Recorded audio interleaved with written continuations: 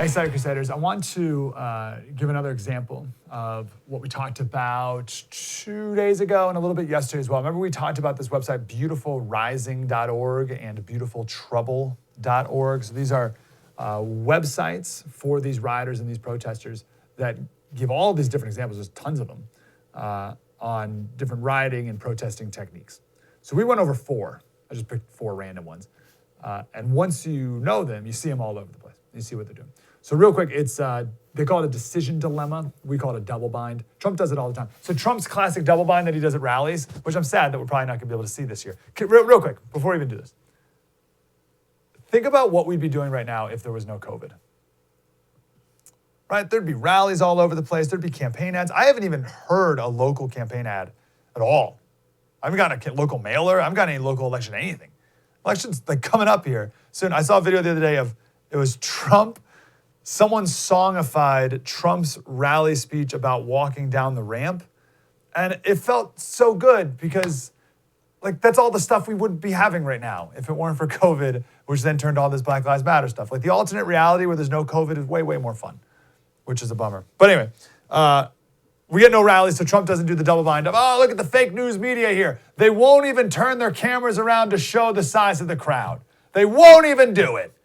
Right, so the media is they're there with their cameras. I don't know why this is a camera, but they're there with their cameras and they're in a double bind. They either show the crowd, right? They either show this massive crowd, which is what Trump wants, or they don't, and then they're the fake news media who won't show the massive crowd, right? So double bind, everyone uses it, but the protesters do as well. That's the first thing. Second is the real action is your target's reaction. The real action is your target's reaction. Remember we talked about goading yesterday. Third thing is do the media's job for them. And then the fourth was lead with sympathetic characters. So the example we gave yesterday was one of the Congress people at the Barr hearings. Right? And you know, anytime the Democrats asked Barr a question and he tried to answer it, all the Democrats said, oh, reclaiming my time, sir. And then the woman we played yesterday said, oh, wow, I am shocked at your disrespect for members of Congress. Wow, I reclaim my time, right? It's just like total nonsense.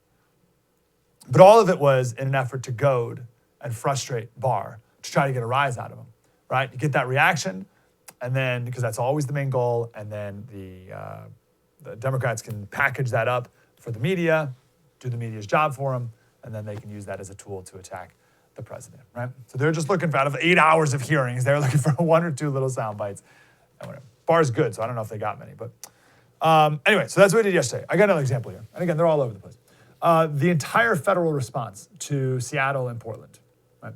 The rioters want the federal authorities. From the jump, they wanted the federal authorities to come in so that they can look like the victims, right? The media does their job, calling them peaceful protesters the whole time. This is that ABC News tweet that got some play the other day. It says, protesters in California set fire to a courthouse, damaged a police station, and assaulted officers after a peaceful demonstration intensified.